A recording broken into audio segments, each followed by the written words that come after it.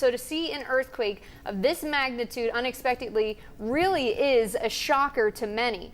Southeast brace for potential aftershocks after a 4.1 magnitude earthquake rumbled through the region. The quake hit this morning in eastern Tennessee, just south of Knoxville. It can be felt across 6 other states and as far away as Atlanta. The eastern Tennessee seismic zone is known for frequent small earthquakes. Researchers say it's one of the most active earthquake zones in the eastern U.S. Is the recent surprising earthquake in Tennessee a warning from deep underground? A quiet Saturday morning in East Tennessee, birds are singing, people are having breakfast, a peaceful spring day, and then at 9:04 a.m. the ground trembled. A magnitude 4.1 earthquake struck near Greenback, Tennessee, just 30 miles south of Knoxville. And in the span of just a few seconds, thousands of people across Tennessee, Georgia, North Carolina, and South Carolina felt this earthquake. They felt the earth shake. And over 23,000 people reported the quake to the USGS. So this was nothing minor. It was felt by a lot of people in a widespread area. And these 23,000 people reported it within the first hour. This tells you how upset they were, like, what is happening? So some described this earthquake as a jolt, others as a rumble like distant thunder rolling underfoot. And thankfully, there were no injuries or major damage. But something about this earthquake was different than other earthquakes. It wasn't about the size, 4.1. It was about the location of this earthquake and what it reveals about a much deeper risk. The East Tennessee Seismic Zone, or called ETSZ. Because there under the Appalachian foothills lies one of the most active and mysterious intraplate fault zones in North America. Did you know that, guys? And while quakes here are usually small, science shows us now that this zone is capable of far more than this. So let's explore what triggered this magnitude 4.1 earthquake, and it was not fracking. These days, whenever we see earthquakes in places that usually do not have earthquakes, everyone's like, yeah, that's from fracking. It's not. So this East Tennessee seismic zone really matters, and I will tell you what the future could hold, including the unsettling evidence, guys, that there was a big quake already in the past up to magnitude 7.5, and this is possible in this area at the East Tennessee seismic zone. As I said, this isn't the first time that East Tennessee has felt the ground shift. In fact, the region has experienced over 140 measurable earthquakes since the 1970s only. That's quite a lot. Imagine, I know a lot of Californians are moving to Tennessee and these areas, many, because of other reasons, but also to escape the earthquake danger of the West Coast. And then you move there and poof, you're hit there with this because they're not that prepared in this area with building codes and infrastructure updates and stuff like this. In California, everyone knows that Shizzy's going to hit the fizzy eventually, same as the West Coast of the US and Canada. But Tennessee? Well, most of these 140 earthquakes that they have measured since the 70s are small and barely perceptible. But every now and then the earth reminds us of its deeper forces. And this was happening on May 10th with the 4.1. So this earthquake near Greenback struck at a depth of approximately 25 kilometers or 15 miles. And this is still considered shallow. That's why it was probably so intensely felt. But if you compare it to quakes that are induced by fracking or industrial activity, that is deep. So that is not what fracking causes. Fracking and other industrial stuff occurs just a few kilometers underneath the surface. And that's the key point. This quake was not caused by fracking. There are no major oil or gas operations in this part of Tennessee. This was a natural tectonic release from faults that are buried deep beneath the Appalachian crust. The Appalachians, earthquakes? Who would have thought? So, but what exactly is the East Tennessee seismic zone? It's a long arching band of faulting that basically runs from northeastern Alabama across eastern Tennessee. And then it also goes into southwestern Virginia.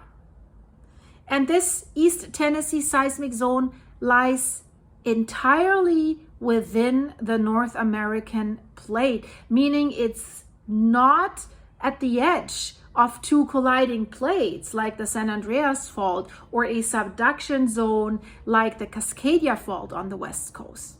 So instead, it's an intraplate seismic zone where ancient faults, some dating back hundreds of millions of years, still respond to subtle shifts in the continental crust. Wow, who would have thought, yeah? You would think in this area you're safe from all these tectonic fault lines.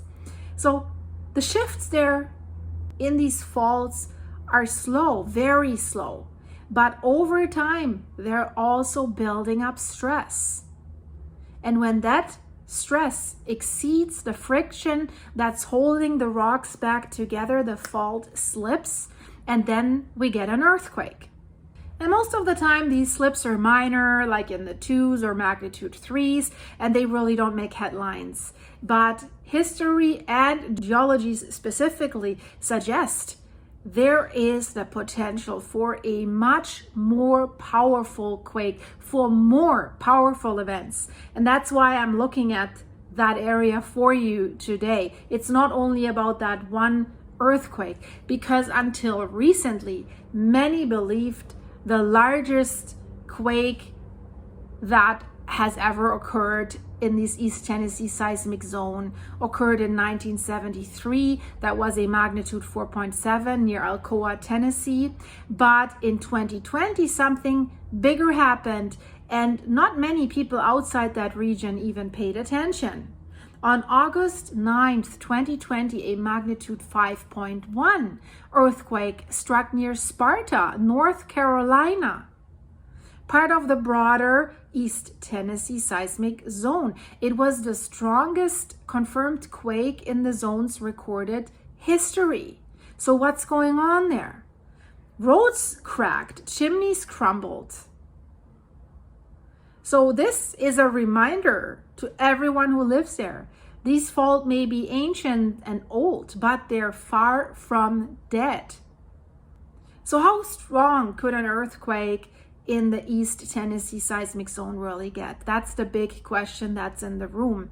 And that's where seismology, and especially paleoseismology, you might wonder what's that? That's the study of prehistoric earthquake, where these sciences come in play. In 2013, a team of researchers has published findings suggesting that in the East Tennessee seismic zone, the faults there may be capable to produce magnitude 7.5 earthquakes. This is massive, massive.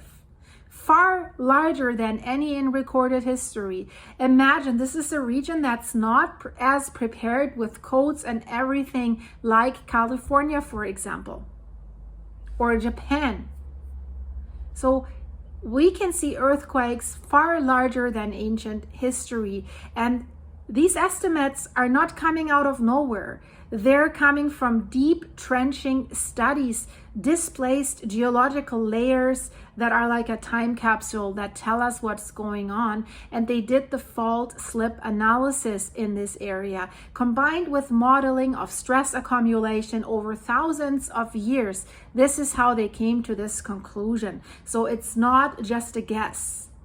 And the scary thing is, these data imply that although this East Tennessee zone is quiet or has been quiet in human memory as far as the big ones, it's not geologically quiet. These earthquakes have a different time span than we do. So in fact, it is storing energy as we speak, and it's building up stress that could one day be released in a absolutely catastrophic rupture, meaning earthquake. The scientists think that a magnitude 7.5 quake in East Tennessee is unlikely in our lifetime. Unlikely, but not impossible, right? That's the thing.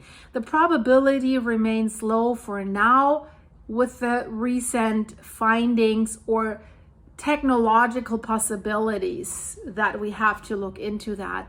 But low probability doesn't mean no probability. And in a region where millions of people live in unreinforced masonry homes with little to no earthquake preparation, even a magnitude 6 earthquake would be absolutely devastating. Why? Because the eastern US seismic waves travel farther. The crust is older, it's colder, and it's less fractured than the western US crust. So seismic energy doesn't dissipate as quickly. That means a quake there can be felt across dozens of counties, even states. And that's what happened with the 4.1.